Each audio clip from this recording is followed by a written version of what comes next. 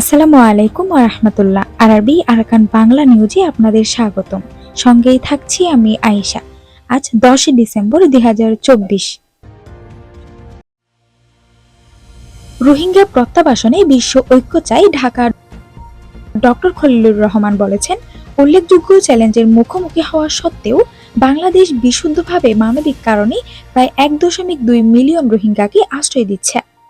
কাতারে এক আন্তর্জাতিক সম্মেলনে রোহিঙ্গা ইস্যুতে উচ্চ প্রতিনিধি এবং প্রধান উপদেষ্টার অগ্রাধিকার বিষয়ক ডক্টর খলিলুর রহমান বলেছেন, অন্তর্বর্তী সরকার মিয়ানমারে রোহিঙ্গাদের তাদের স্বদেশে দ্রুত প্রত্যাবাসনের জন্য বৈশ্বিক ঐকমত্য চাইছে।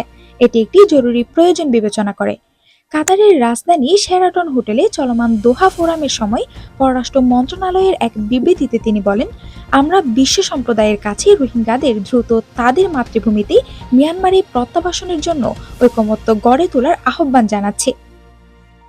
খলিলুর বাংলাদেশ এট এ ক্রসরোডস গভর্নেন্স, ডেমোক্রেটিক রিফর্মস এবং পোস্ট শেখ হাসিনার ট্র্যাজেক্টরি শীর্ষক অধিবেশনে রোহিঙ্গা সংকট মোকাবেলায় শক্তিশালী আন্তর্জাতিক সহযোগিতার আহ্বান জানান। ফোরামের দ্বিতীয় দিনে অধিবেশনের শুরুতে প্রধান উপদেষ্টা ডক্টর মোহাম্মদ ইউনূসের একটি পূর্ব রেকর্ড করা 6 মিনিটের ভিডিও বার্তা প্রদর্শিত হয়, যেখানে কাতারের উচ্চ শিক্ষা বিষয়ক প্রতিমন্ত্রী উপস্থিত ছিলেন। খলিলুর ব্যাখ্যা করেছেন যে বাংলাদেশ উল্লেখযোগ্য চ্যালেঞ্জের মুখোমুখি হওয়া সত্ত্বেও বিগত 7 বছর ধরে বিশুদ্ধভাবে মানবিক কারণে প্রায় 1.2 মিলিয়ন রোহিঙ্গাকে আশ্রয় দিয়েছে।